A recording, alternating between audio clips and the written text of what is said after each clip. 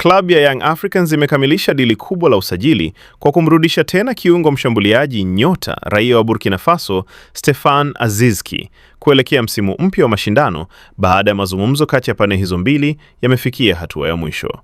Taarifa zilizotufikia zinaeleza kuwa Aziz Ki tayari amekubaliana na mabosi wa Yanga kurejea ndani ya kikosi hicho baada ya kipindi chake cha kucheza soka nje ya Tanzania, huku nyota huyo akitajwa kuwa sehemu ya mpango mkubwa wa mabingwa hao wa Tanzania kujiimarisha kwa ajili ya michuano ya ndani na kimataifa msimu ujao.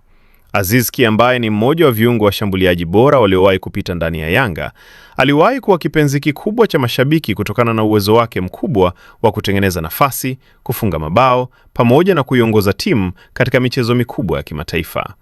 Ujio wake ndani ya kikosi cha Yanga unatajwa kuongeza nguvu kubwa eneo la ushambuliaji, hasa kutokana na uzoefu wake mkubwa wa mashindano ya kimataifa pamoja na ubora wake wa kucheza nyuma ya washambuliaji. Taarifa zaidi, usiache kusubscribe channel yetu ya Usajili Wetu, uwe wa kwanza kupata taarifa zote za kimichezo. Pia, tunapatikana kwenye mitandao yote ya kijamii, Facebook, Instagram, TikTok, pamoja na Twitter, kwa jina la Usajili Wetu.